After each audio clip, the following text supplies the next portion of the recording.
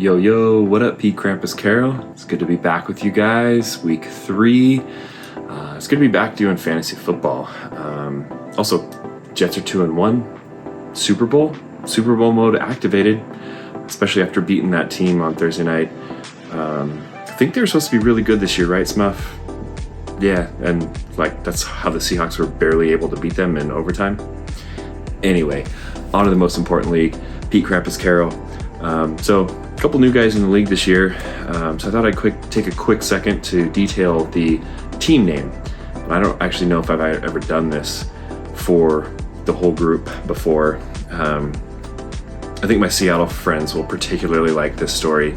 It just gives you an idea of how deeply ingrained my hate for the Seattle Seahawks really is. Well, not the Seahawks, but the 12s more particularly, which Smuff definitely is not, for sure is not. So it's not overly complicated, you guys, but as you know, every good joke requires a very detailed explanation, so I'm gonna give it to you right now. The Krampus, let's start with that. European legend. It's a scary monster, half demon, half goat. It comes out and punishes the bad children around Christmas time. Then there's Pete Carroll. Pete Carroll, head coach of the Seahawks for the longest time. He's haunted me his entire career, giving belief to all the 12s that their team is the greatest team that's ever been. And they get it. They won a couple Super Bowls, but disregard all that.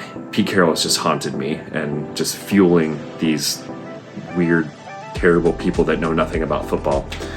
Then there's also caroling. You do it around Christmas. Okay, that's a bit of a stretch. But even better, in 2013, this amazing series, The League, you guys have probably seen it. One of the characters, Taco, he goes in to audition for playing the Krampus instead of the mall Santa Claus. Great skit.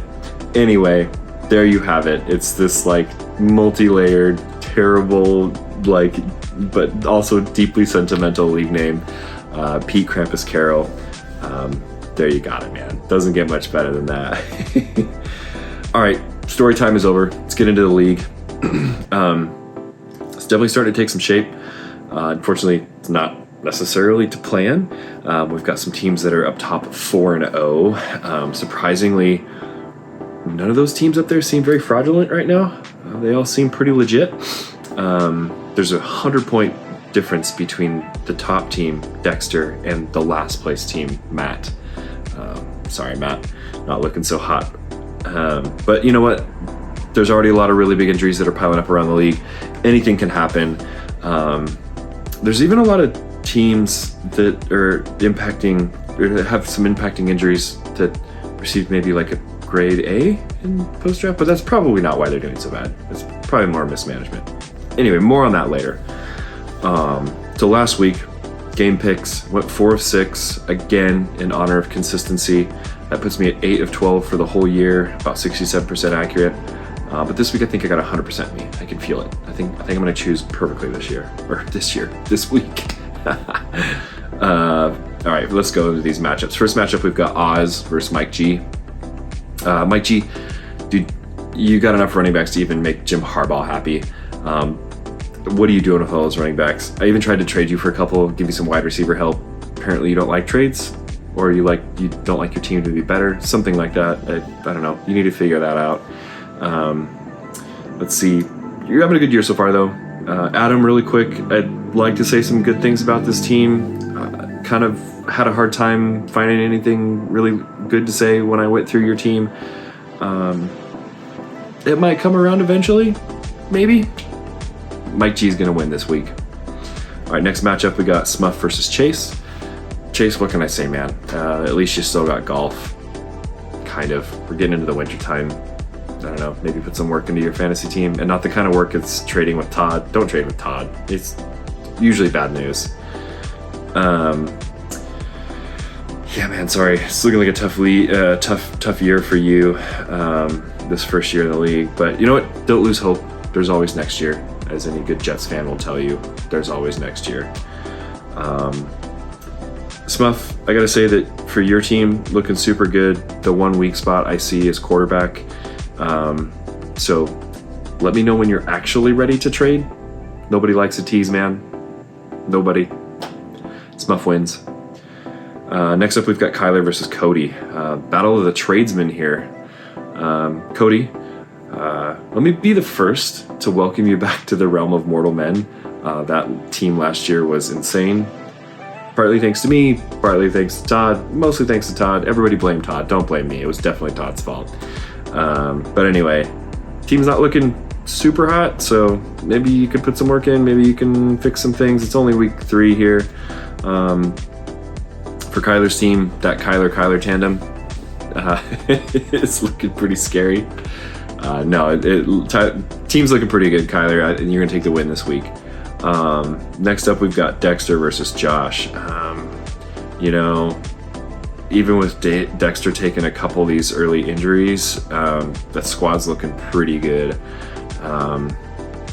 I think that number 1 ranking seems pretty well deserved. I'm not used to saying good things about you on these videos, Dexter, so this is kind of painful for me, but I'll give credit where credit's due for now. Josh, man, there's a little bit of hope with the team. I like the bones. It's not quite a fixer-upper, but it's not move-in ready. Somewhere in the middle, so you can put a little work in and you might turn it around later this year. But for now, Dexter wins. Next up, we've got Todd versus Kevo. Todd, oh brother, yeah man, you continue to let me down. This team on paper looks really good, but you continue to show me how terrible of a manager you are.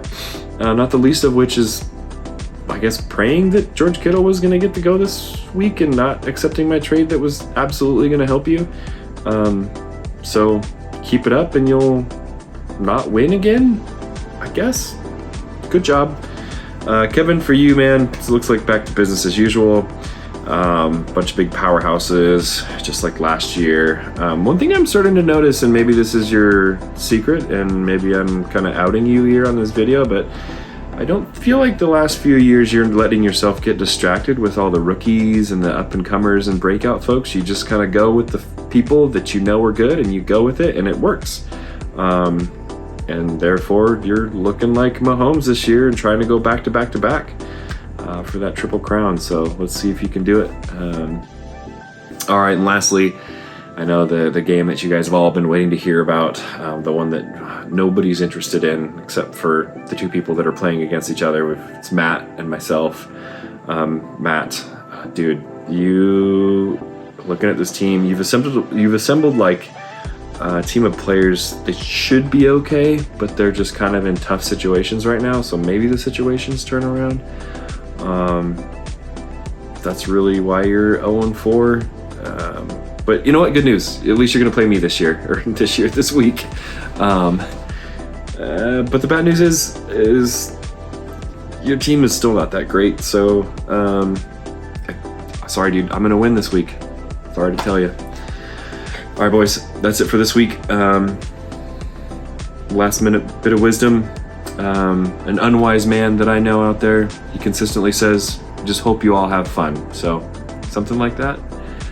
Later.